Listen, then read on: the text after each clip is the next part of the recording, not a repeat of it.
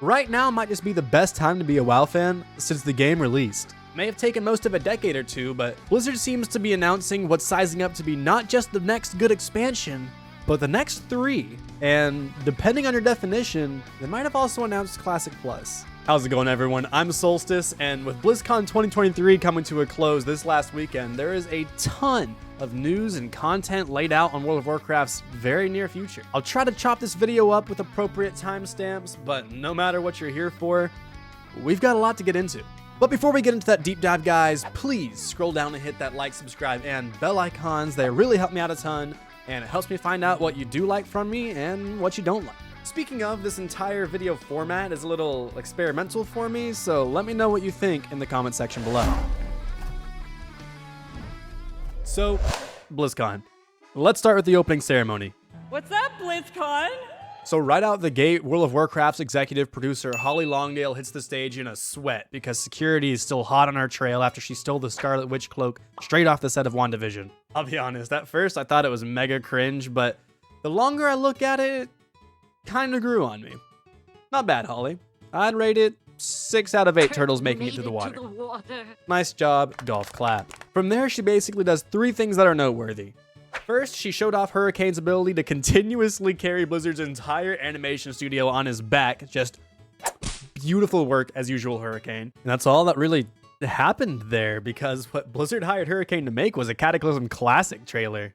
Second, she announced what is very likely going to turn out to be Classic Plus in the form of WoW Classic Season of Mastery.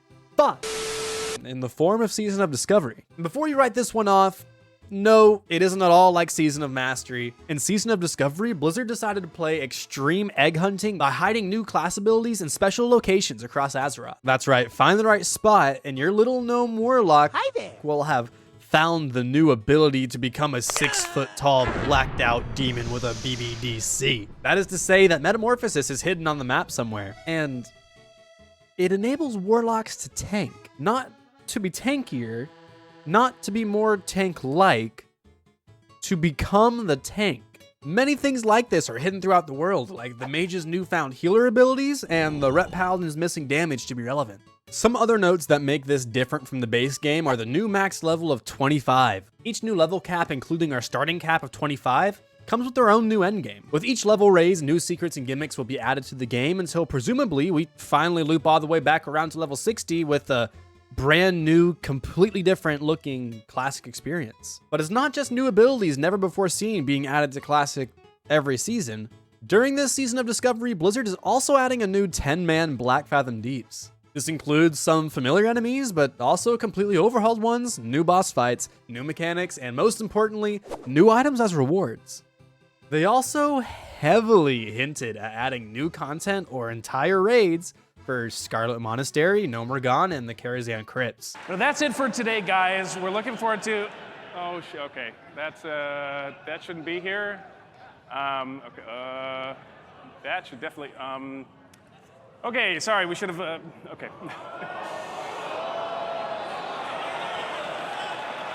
Oops.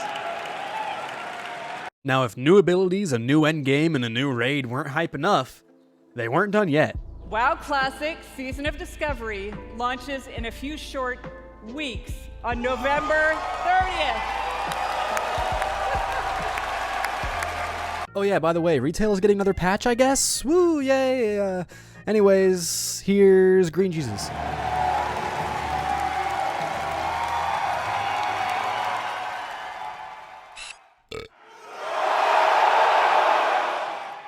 It is, thank you guys. I love Warcraft. And then after people settled down, he basically came out and said, yeah, we're making a roadmap for the next 20 years of WoW. A storyline that will vector us into the next 20 years of adventure. We call this storyline the World Soul Saga. And your 10th expansion is called World of Warcraft, The War Within, and the terrifying heart of Azeroth. The second part of the World Soul Saga is called World of Warcraft, midnight. You light there, void. You banish void. The third part of the World Soul Saga. World of Warcraft, the last Titan. This time, Old World, Northrend, Ulduar, Titans. Ulduar, Titans. Just like that. Man marches on stage, then he doesn't just spill the sauce. Man gave us the whole recipe for the next 3 expansions. Over how many years? 20 years. Man then drops the mic and the new expansion trailer plays.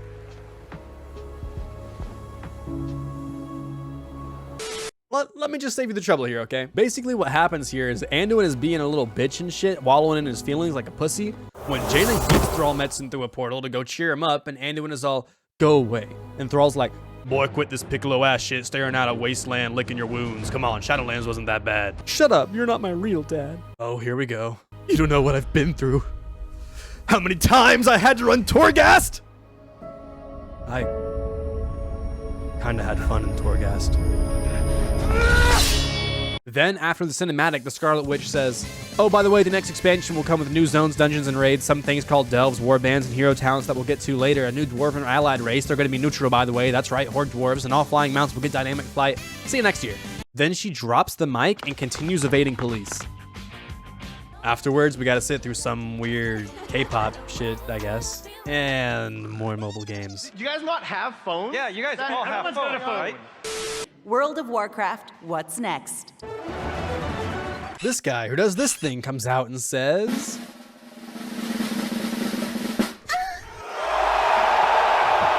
I'm just kidding. What he really does is come on stage and do the most gentlemanly thing possible. He lays out what the entire panel is going to be about up front, and here's why that's so good. What he just said is that as long as he's on stage, we're going to be talking about story and setting. Skip. Zones and cultures? Skip. Dungeons, raids, and systems? Yeah, all right. Let's check this one out. And if you're mad, by the way, at me for skipping those first 2 sections, I can sum it up real quick. Basically, Hollow Earth is real and true and stone-pilled, and dwarves live on the inside, and they're trying to keep the world soul fetus baby alive that Sargeras tried to abort when his plans were foiled by space conservatives, and the dwarves are racist, and their women have beards. You boys ready for your cock meat sandwich? Then this guy comes out who does this thing, and he announces what might be Blizzard's most innovative outside-the-box idea yet. There will be 8 new dungeons, 4 during level up, 1 in each of the 4 zones, as well as 4 at max level. Next up, our raid, the Nerubar Palace. Oh my God! Wow! So let's talk about delves. The fantasy of these is actually that you'll be joining the Dragonscale expedition in their search for lost treasures all across Khazalgar. We want delves to be a new pillar of endgame content for those outer world explorers. So one of the main reasons I'm stoked about delves is that these will provide an opportunity for us to, give seasonal content and rewards to those outer world explorers. But we'll also be adding a outdoor row to the Great Vault with War Within. If you're familiar with retail WoW, this might have you asking, hold on a second, does that mean they're adding a 4th row to the Great Vault? And the answer is no, they're not. They're removing the PvP row. And there's a good reason for that, I promise. Just wait until we get there. Next up in Warcraft, the War Within, we are getting war bands. This is starting to sound a little silly. You realize that means that next year it's gonna be WoW. Anyways, this guy's still here and he spends the next 6 minutes basically just recapping what Holly said earlier in 6 seconds. Treat all of your characters like family and share banks, reputations, transmog. Forever gone will be the days where you have to mail something to yourself. There will also be new talents called hero talents. This is a warrior, as you can see.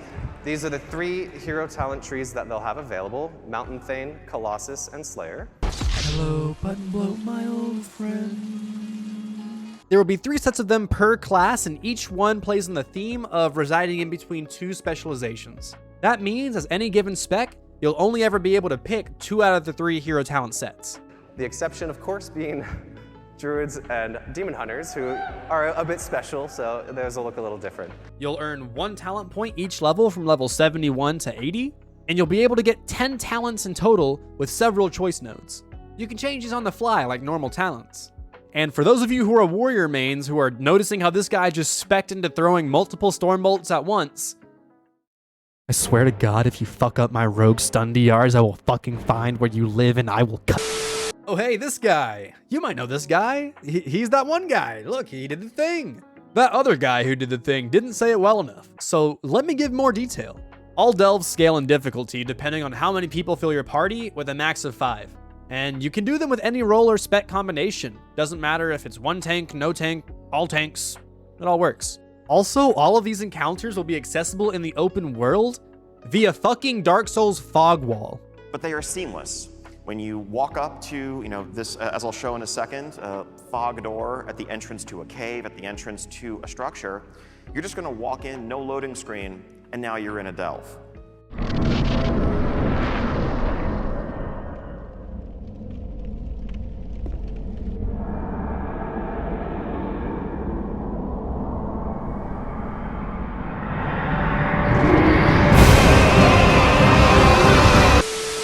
Also, if you brave enough of these fog walls, you get what seems to be some kind of customizable death trap. That's fair, I guess. If you fight for honor and glory in the arenas, you are granted an incredibly rare and exclusive drake adorned in sharp spiked armor and bling, clearly forged in the heart of battle. And if you're really good at fighting lines of code in a cave somewhere or something, and then you and 4 others can stay awake until the end of that cave, then you get a cute little groundbound guy. And if your 8-year-old runs your character around in circles for enough laps and W keys through a few fog walls, then you get a super acrobatic rocket-powered battle open casket. It's hilarious that it flies though.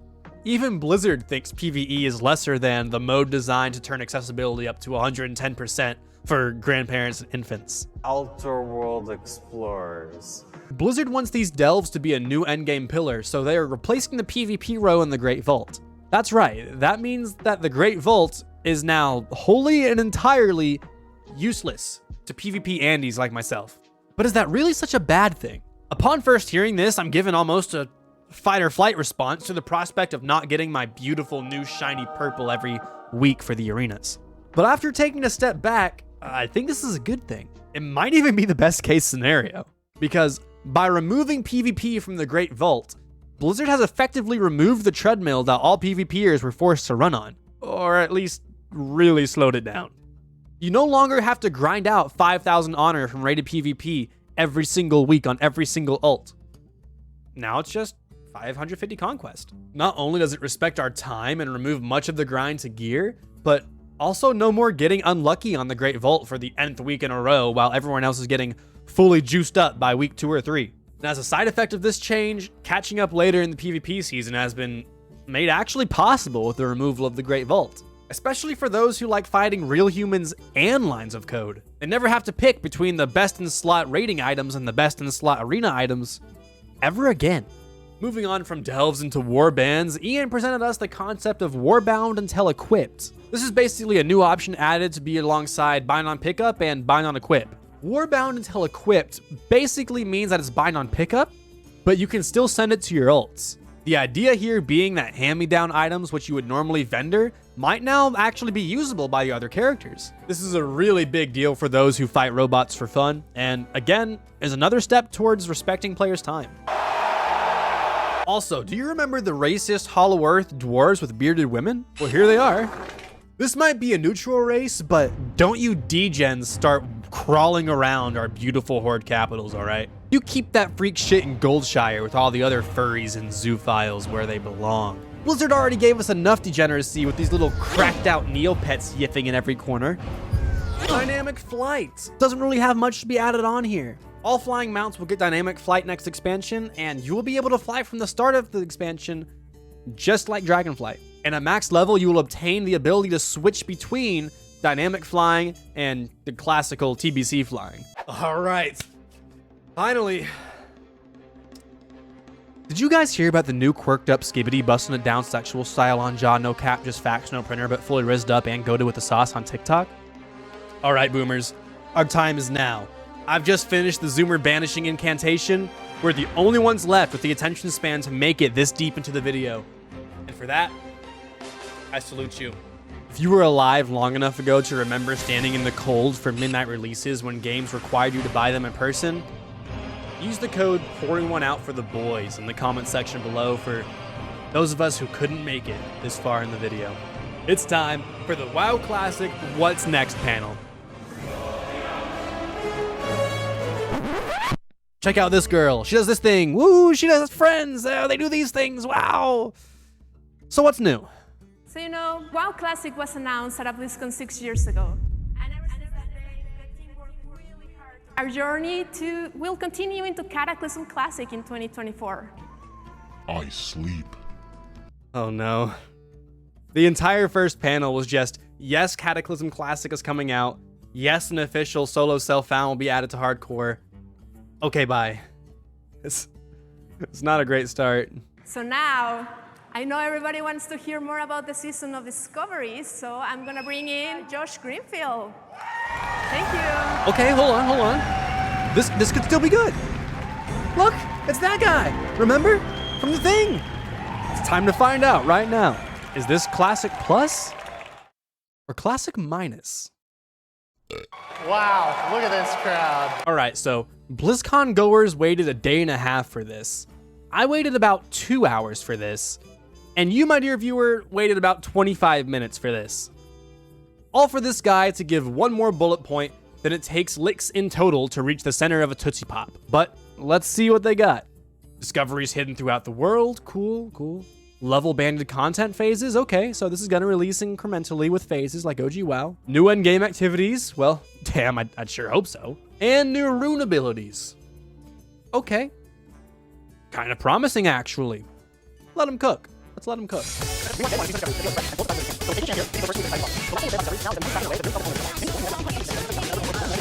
So it looks like the first thing coming to Season of Discovery is, well, discoveries. Blizzard has hidden brand new secret quests, treasure chests, open world mob encounters, and all kinds of little open world non-instance experiences for you to go adventure for and discover, which reward new game-changing abilities. The first secret will be pointed out to you by your class trainer at level 2, where you will get a new base class ability.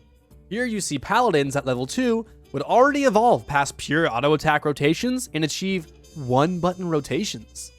All discoveries after level 2 must be done on your own. Discoveries were added to the game to inspire more exploration and adventure. When Classic WoW re-released a few years back, it was already a solved game, and as a repercussion of that, the game was played completely differently to how it used to play back in 2004. This change will allow for a grander feeling of discovery as you explore the world and feel rewarded for that exploration by earning new cool abilities. This will help make the game new and exciting while also keeping it familiar and true to the spirit of OG Vanilla WoW.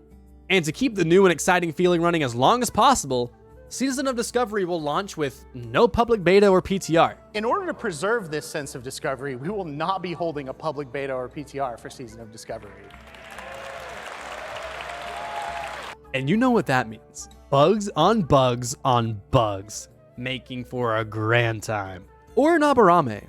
No public testing means that every player in the world of Azeroth will be in an arms race to discover these new secrets first and capitalize on them. Whether you're just a sweater who wants to monopolize a secret rune by selling its location for gold, or you're like me, who recognizes that the first person to make a YouTube video fully covering all the runes and their locations will get free internet dopamine. So all of these new abilities will be hidden in the open world, with only one small caveat. You see, the open world is rather populated with dangerous creatures, many of which will reside at rather high levels, guarding countless zones. So what does this mean when Season of Discovery will start with a max level of 25? Well, it might mean that many of the best and most secret coveted new abilities might be near impossible to obtain out the gate. Don't worry too much though, because this level cap will be raised by presumably 10 levels every few months. There's a major goal of this level banded approach to really give you a chance to get into it. One of the things we really consistently see on forums or social media too is it too late to start? And oftentimes we'll hear this literally within a day or two of a new release. If you're one of these people asking if it's too late to start playing WoW, stop it.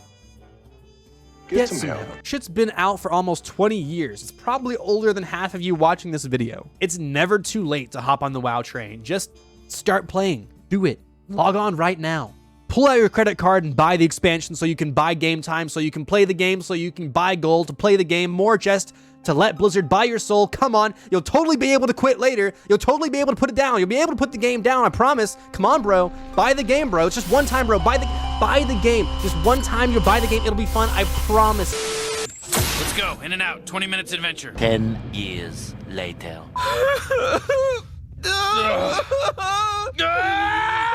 Actually, they're increasing the experience earned by players in the lower levels every time they release a new block of levels. So if they raise the cap to, say, 35 later, everyone level 1 to 25 will level faster until level 26. So everyone can catch up and play with their friends as fast as possible at any point in the game's life. And speaking of PvE, our first raid in Season of Discovery will be the iconic dungeon, Black Fathom Deeps, reimagined as a 10-player raid instance. And as for PvP, we also really want to play up that PvP aspect. And as a result, we're planning to add several outdoor PvP events to the game as the level caps increase. Lastly, one of the things we're most excited about is where we go when we start getting to higher levels. We are leaving the door open to the possibility of completely new experiences and the prospects of exploring previously unfinished or unused locales for future raid and dungeon content. I know, I'm excited too. Wait, hold on. Did he just say exploring previously unfinished or unused locales? See? You see? Oh, you don't see it? Unfinished. So, new spells and abilities, new raids, eventual new dungeons, new world PvP events, new items and loot, and who knows what else is coming towards Classic WoW in the near future? I think I'm just gonna say it, guys. This is Classic Plus. It might not be every single thing that every single player hoped and dreamed for, but this is like 80 to 90% or more what we could have possibly hoped for from Blizzard. And I think the level 25 cap is a good idea, not just for catch-up purposes, but to test the waters for Classic Plus. They don't need to flesh out the full game if it isn't popular, which, let's be honest, it will be. This thing is gonna single-handedly kill true vanilla, hardcore, and Cataclassic all on its own by just existing. And Wrath of the Lich King servers, if they still exist when Cataclassic comes out. And this leaves the game completely open-ended to maybe something like, oh, I don't know, community polling, old school RuneScape style, maybe? Putting it out there? Who knows, maybe, just maybe, someday, you won't be constrained to just one talent spec in Season of Discovery. Who knows? I'd like to hand this off over to one of our lead software engineers, Norvaletta.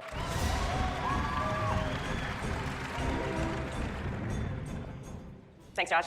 Hey, BlizzCon. This time she's telling us about some of the new abilities you can find, but you can just pause where you want to here if you want to read any of them. In Season of Discovery, earning kills while in Ashenvale will trigger a zone-wide PvP event.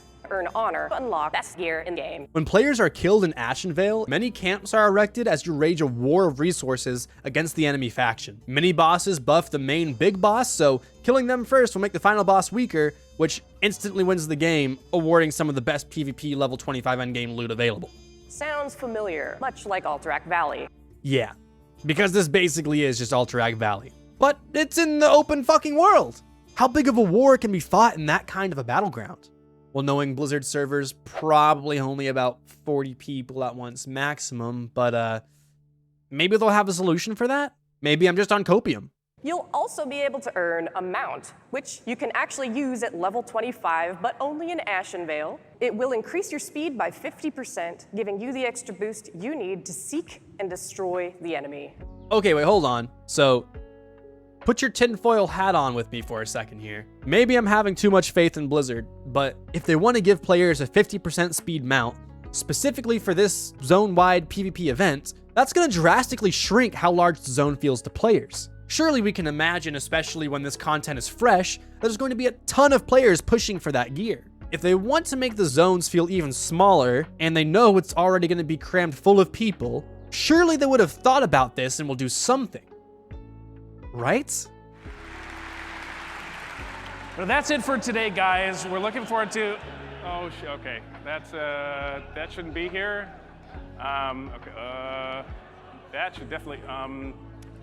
Okay, sorry, we should have... Okay.